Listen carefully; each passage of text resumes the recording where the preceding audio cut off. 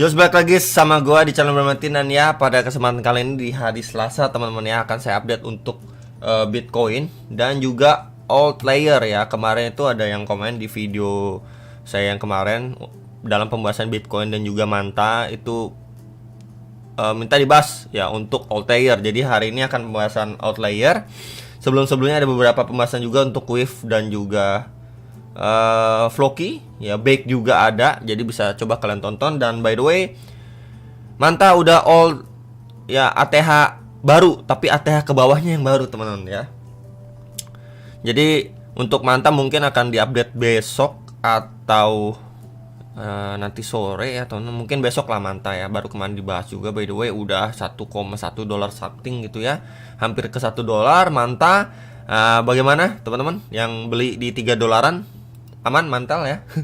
Oke, jadi kita lihat untuk Fear and Greed Index masih di level netral 55, tapi overall market ini masih lanjut merah teman-teman, khususnya altcoin ya, karena Bitcoin dominance itu bikin ulah teman-teman ya, ngepam lagi dia, more pain di market.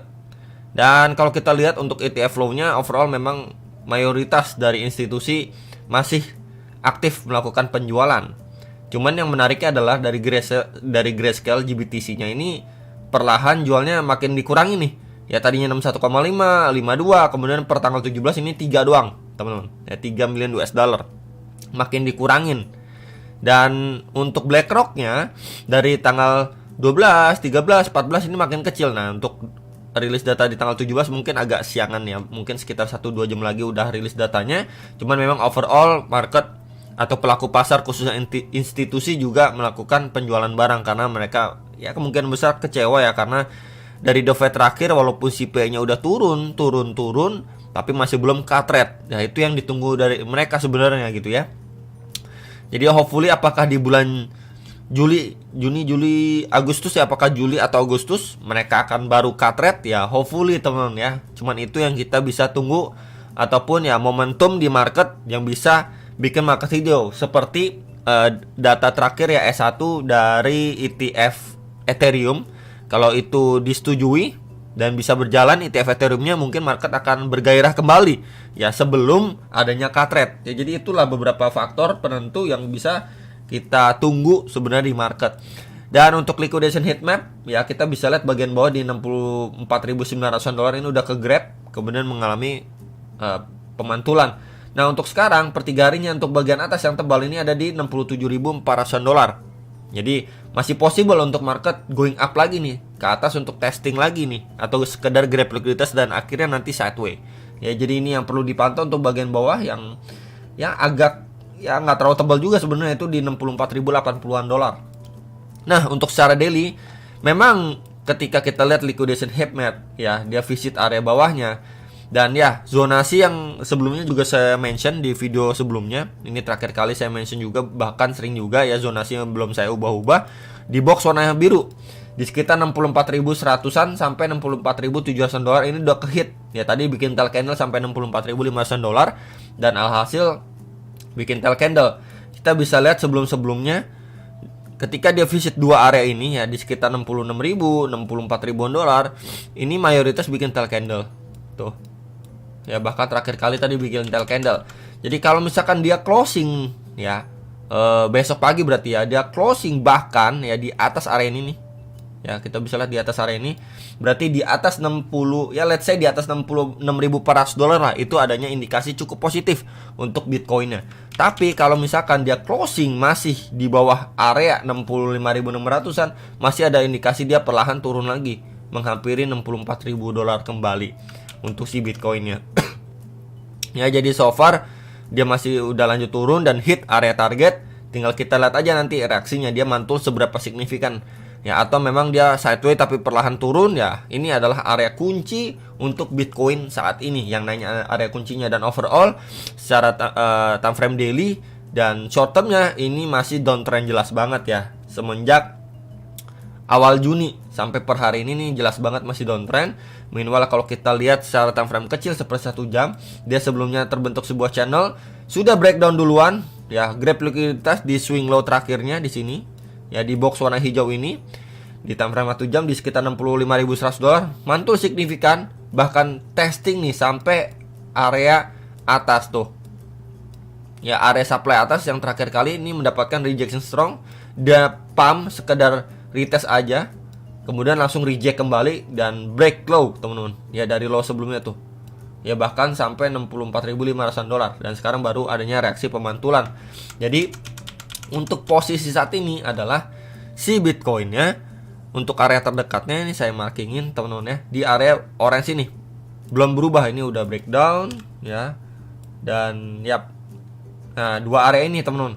Jadi kalau misalkan dia mantulnya pun cuma sekedar retest aja, ya chance-nya untuk turun lagi nih. Kurang lebih seperti ini kalau misalkan dia bertahap seperti ini untuk another rejection kembali. Dan kalau kita gunakan bantuan kaki Vivo jadi dari swing high ke swing low ya. Dan kita mendapatkan nih 0,5 sama 0,6 pas banget di box orange pertama 0,5 dan di box orange kedua di retracement 0,6. Itu di sekitar 65.900 dan di 66.250 dolar. Jadi sekali lagi bisa diperhatikan untuk skenario masih dia sideways dan lanjut turun. Dan untuk invalidasinya adalah pasti di area supply-nya yang terakhir nih. Coba saya tanda dengan box warna merah. Ini harus mampu di take out sama si Bitcoin. Ya kurang lebih seperti ini. Ya impulsif, kemudian retest untuk dia lanjut naik lagi up di atas 68.000 dolar untuk si Bitcoinnya. Ya. Jadi kurang lebih seperti itu untuk Bitcoin secara time frame gede sampai lower time frame seperti time frame 1 jamnya, teman-teman. Minimal untuk Bitcoin dominance dan ya ini dia teman-teman. Sebenarnya ini yang menjadi strugglingnya altcoin. Ini benar-benar nguras banget altcoin, dimana kita lihat altcoin udah mulai bergairah, naiknya udah lumayan, langsung balik lagi ke setelan pabrik atau harga awal gitu ya.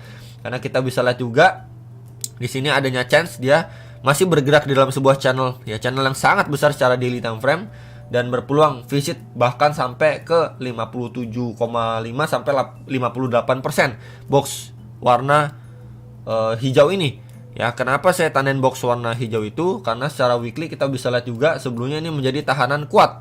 Ya, bahkan terakhir kali muncul red candle dia breakdown pada 5 April 2021 secara weekly-nya. Jadi ya kurang lebih dia visit area situ baru dia adanya rejection strong. Hopefully teman-teman ya, kalau itu yang terjadi maka altcoin secara short termnya, kita ngomong short term dulu, akan kembali tertekan dulu nih. Ya kalau dia masih going up lagi sedikit lagi, masih kembali tertekan sampai akhirnya dia rejection dan breakdown baru altcoin dikasih napas teman-teman. Dan kalau kita lihat juga secara time frame 4 jam biar lebih detail, dan ya dia udah visit bahkan sampai box merah kedua. Dimana ini saya markingin sebelumnya ada rejection dari sana cukup strong dan posisinya dia bikin tail candle. Sekarang adanya rejection teman-teman. Jadi balik lagi masih belum menutup kemungkinan untuk dia masih lanjut naik. Ya penguatannya pun masih impulsif sekali. Kalau kita lihat secara time frame 1 jamnya, ya ini potensi dia turun sejenak untuk retest ya di resistance sebelumnya nih di sekitar 55,87 sampai 56%. Jadi sekali lagi bisa diperhatikan untuk skenario ini dia adanya rejection. Ya di sini untuk retest before dia lanjut naik lagi. Ya, jadi kurang lebih seperti ini untuk gambaran Bitcoin dominance. Jadi untuk time frame yang lebih kecilnya altcoin mungkin akan lebih bisa dikasih napas. Dia rebound dulu, mantul dulu gitu ya sebelum nanti another rejection gitu ya. Jadi ini dulu beberapa area krusial untuk Bitcoin dominance sebelum dia lanjut mantul lagi, dan prepare ya, kuatkan sabuk pengaman untuk altcoinnya.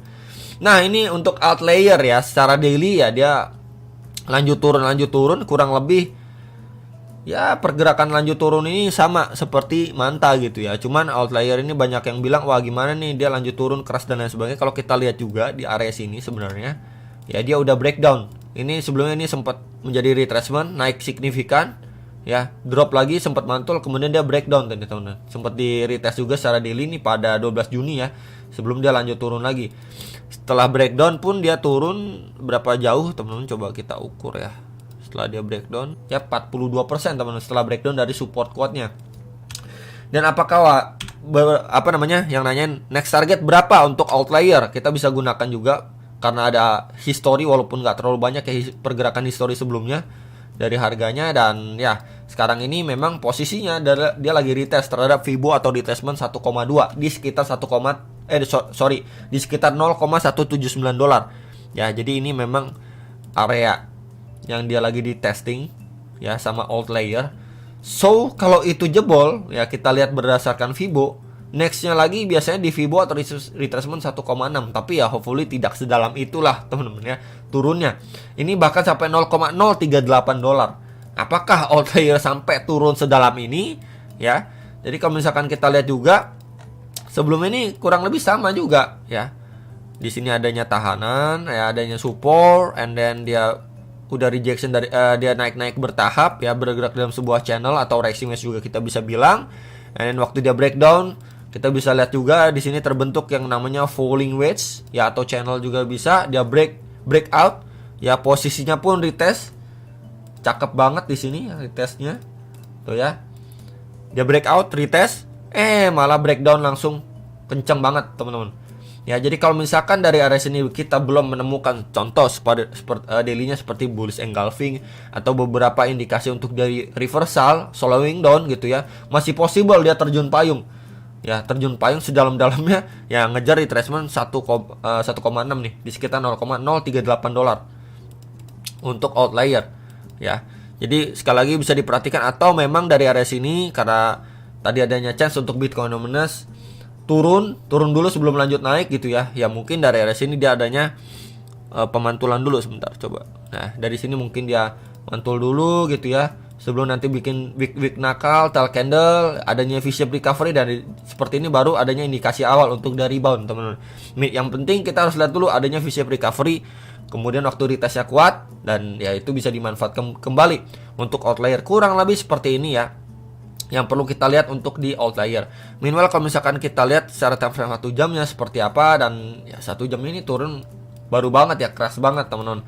Dan palingan kita bisa tandain ini adalah area terakhirnya dia ketika mendapatkan reject cukup kuat. Sebentar teman-teman ya, kita coba tandain mana dia. Ya, rectangle ya. Di area sini dulu teman-teman. Ya, sebelumnya ini menjadi tahanan support di breakdown ya. Jadi ini menjadi obstacle terdekat untuk outlier yang nanya secara time frame 1 jam di sekitar 0,2043 sampai 0,2166 dolar. Jadi bisa sekali diperhatikan dia udah drop kencang seperti ini ya, kurang lebih seperti inilah ya. Dia drop, naik bertahan, reject lagi. Ya, di sini juga dia drop bertahan, naik, reject lagi. Ya, di sini juga teman-teman. Dia drop, bisa aja nanti kalau misalkan teman-teman lihat dia adanya kenaikan bertahap gitu ya, let's say dia naik bertahap, bikin wick doang, reject dari sana, bisa aja untuk lanjut turun atau create lower low lagi untuk outlier. Jadi paling itu untuk pembahasan outlier ya. Hopefully mungkin teman-teman yang nyangkut di outlier bisa lebih bersabar lagi teman-teman ya, at least sampai menunggu ya ETF Ethereum-nya itu benar-benar bisa berjalan di dokumen terakhirnya. Nah, baru mungkin kita berharap ke Katret. Palingan untuk situasi saat ini itu dulu yang bisa kita lakukan.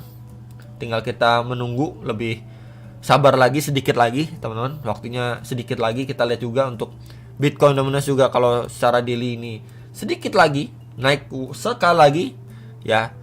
Dan akhirnya baru kita bisa merasakan nikmatnya bull run. Itu aja teman-teman yang bisa saya sampaikan. Hopefully bisa terbantu. Sampai jumpa untuk next video. Profit.